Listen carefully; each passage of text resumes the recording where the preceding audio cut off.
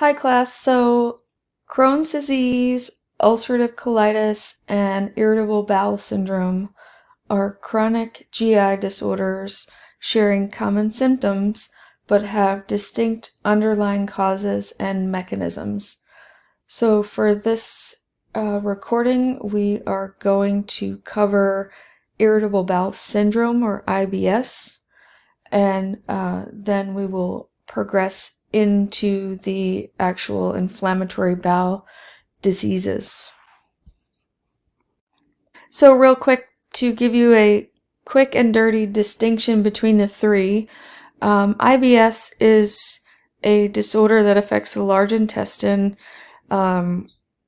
Symptoms include abdominal pain, bloating, diarrhea, cramping, gassy, constipation. It's characterized by alterations in bowel habits, but without the inflammation.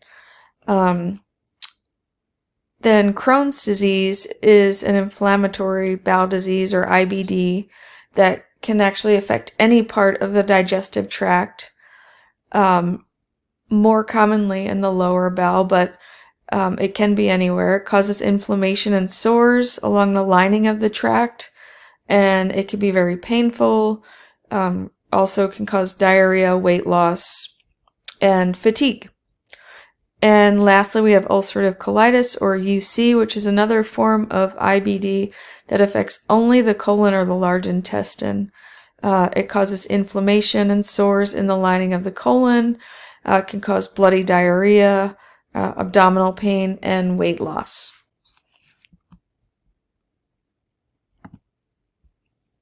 So with irritable bowel syndrome, again, that affects the large intestine. Symptoms I just mentioned: pain, bloating, gas, diarrhea, constipation. It's characterized by recurring abdominal pain or discomfort, and it could vary in intensity and location between clients. And also the frequency and the consistency of the bowel movements can vary significantly. Some people have frequent loose stools, while others experience constipation or painful bowel movements. The exact cause of IBS is, or I should say causes, since there's several classifications, but it's unknown, but factors like genetics, stress, and changes in the gut microbiome and the bacteria that's in there are linked to IBS. So just important to note that IBS is not caused by inflammation or any structural changes in the gut as seen in IBD disorders like Crohn's disease and ulcerative colitis. So it's not caused by inflammation. So kind of the underlying patho for IBS is one aspect of it is visceral hypersensitivity. And what that means is the person becomes more sensitive to the bowel wall when it's stretching, and is more receptive to that abdominal pain. Another aspect of it is hypermotility, so that we know the gut's lined with smooth muscle, right? So the smooth muscle becomes more sensitive, and then it can spasm as like a reflex. So that is going to lead to abdominal pain, and again, changes in bowel habits. And there's different classifications of IBS. There's IBS with diarrhea, which is the most common. There's also IBS C with constipation, and then IBS-M is for mixed alteration periods of diarrhea and constipation. Another aspect of IBS is, like I said, the altered gut microbiome. So we have bacteria in the lumen of the gut, right? And the way they metabolize carbohydrates is that it pulls more water into the bowel lumen, and that's going to increase the production of gas, right, as a byproduct of that metabolism, and that's going to increase distension in the gut as well. So you have this hypersensitivity and you have this hypermotility, and that kind of amplifies like the CNS response in the bowel and can cause increase in smooth muscle contraction. So when more carbs are eaten, it's going to increase the stretch of the bowel wall. And there's also like a psychiatric component associated with IBS, specifically with fibromyalgia, depression, and anxiety. So with this greater CNS response, the bowel wall distension is amplified and there's a greater sense of abdominal pain. So risk factors kind of piggyback on what I just mentioned. There is a genetic component where a family history can increase the risk of developing IBS. In addition to what I mentioned about increasing carbohydrates, sometimes fatty foods or high fiber foods can also worsen symptoms for some clients. I mentioned about that mental health component, so stress and anxiety can be a trigger or can make the symptoms worse. And then another risk factor is a previous history of GI infections because that microbiome in the gut is disrupted. When we talk about diagnosing IBS, I included a link on this slide, so you can take a look at the link there, Google the Rome 4 criteria. Essentially, what that says is if the client has had recurrent pain for at least 1 or more days a week for the past 3 months, and they have 2 or more of the following, pain with defecation, changes in stool frequency or appearance, then that's considered diagnostic for IBS. Once that diagnosis is met, then you look at IBS subtypes, and those correlate with the Bristol stool type. So if you've been in the hospital for your clinicals yet, or maybe you work as PCT in a hospital, you've probably seen the Bristol stool type picture somewhere so that to help you with your documentation. So they'll look at that to identify what subtype the patient is experiencing. And they base the subtype on the days where patients are having abnormal bowel movements.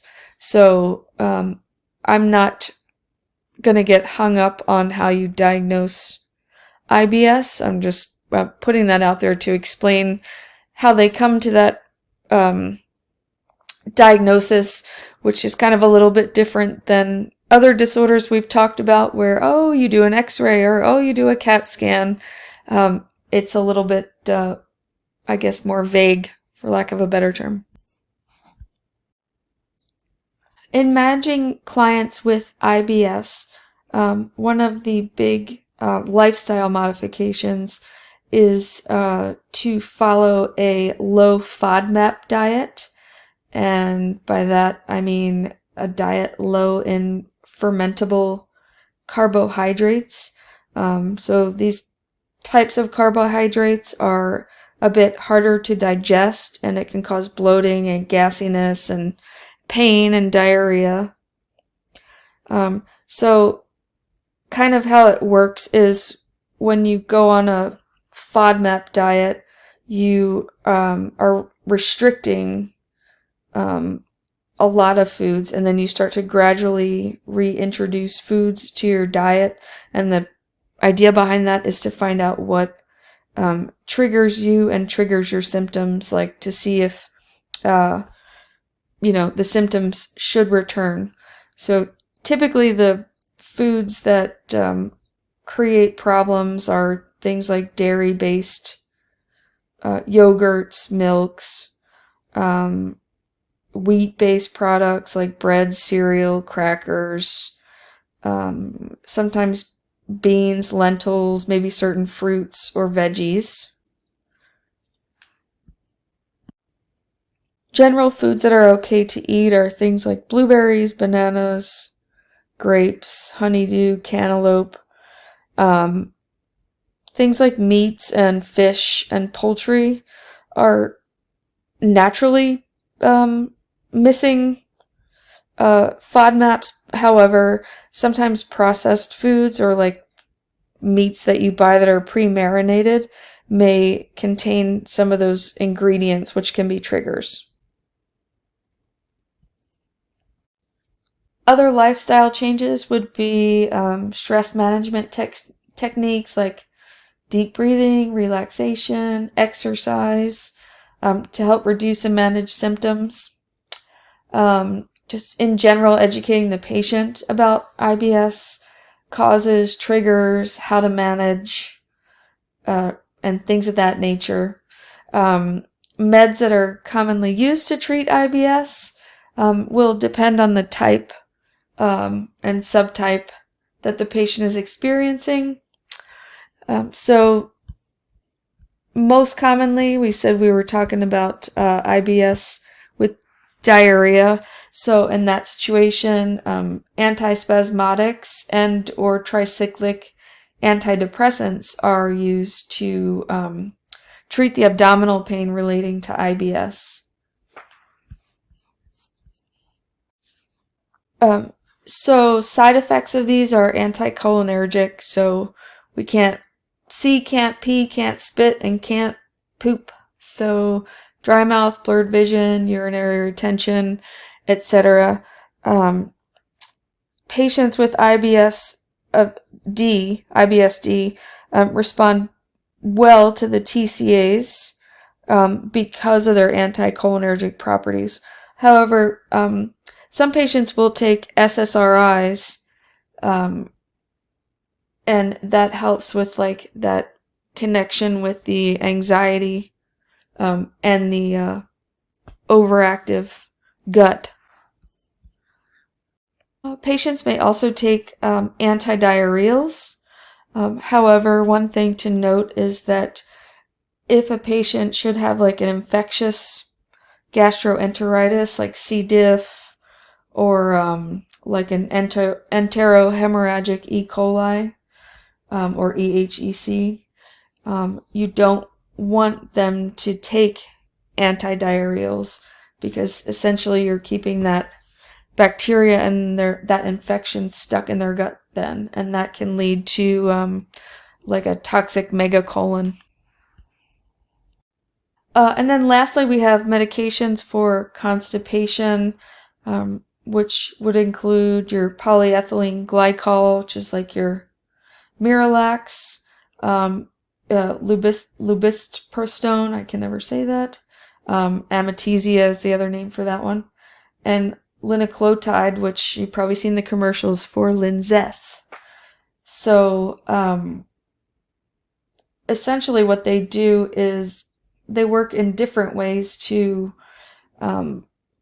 cause an influx of liquid into the intestinal lumen.